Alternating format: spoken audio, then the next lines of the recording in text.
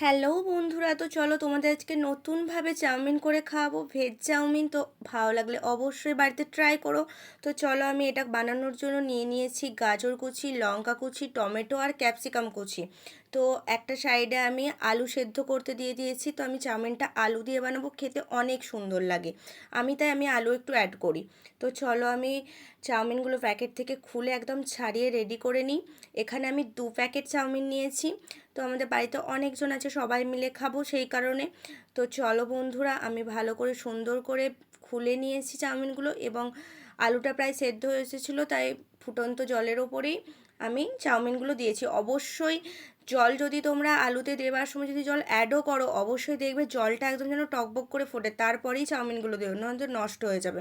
তো এরপর চলো, আমি 2 থেকে 3-4 মিনিট সেদ্ধ করার পর আমার চাউমিনটা সেদ্ধ হয়ে গেছে। তো এরপরে ঠান্ডা জলে খুব সুন্দরভাবে ধুয়ে নেবে, যাতে একদম যে চাউমিনের গায়ে যে একটা লাল প্যালে যে একটা ভাব থাকে, সেটা একদম সুন্দর করে ধুতে হবে।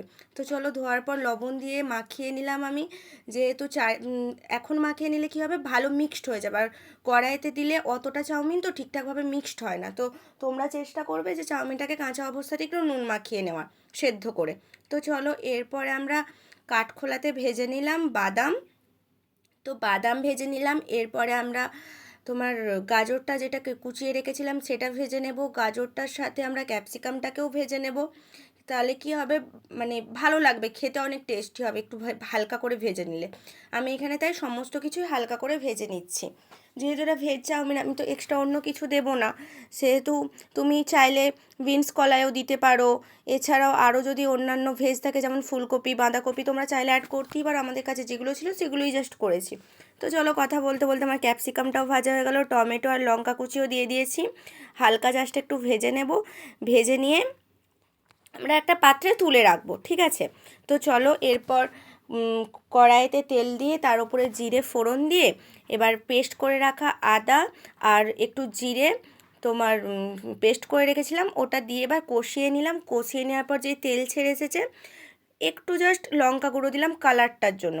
আর তোমরা প্রয়োজন মতো সস দেবে, যেটা তোমরা যদি সস একটু বেশি খেতে ইচ্ছা করে তোমরা একটু বেশি দিও। আমরা মিডিয়াম খাই, সেই জন্য দুটোই দিয়েছি। তারপরে তোমার ভালো করে কষিয়ে নিয়ে এর ওপর এবার সেদ্ধ করে রাখা চাউমিনটা সুন্দর করে লেয়ার বাই লেয়ার দিয়ে দেবে। দেখো আমি কেমনভাবে দিচ্ছি। প্রথমে আমি চাউমিনটা দিয়ে দিলাম, এর ওপরে আমি গাজরটা দিয়ে দেবো, তার উপরে কিছু বাদাম যে ভেজে রেখেছিলাম সেই বাদামটা দিয়ে দেবো। এরকম করে লেয়ার করে দিলে কী হবে, তুমি যখন মিক্সড করবে বা যখন লাস্টে মিক্সড করে ভাজবে, তোমার অনেক সুবিধা হবে।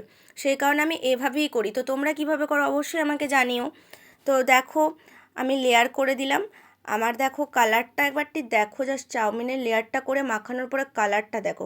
এইভাবে তোমরা কি করবে, একটু বেশিক্ষণ করে ভাজবে, একদম অল্প আঁচে একটু টাইম নিয়ে ভাজতে হবে। যত ভাজবে তত টেস্টফুল হবে।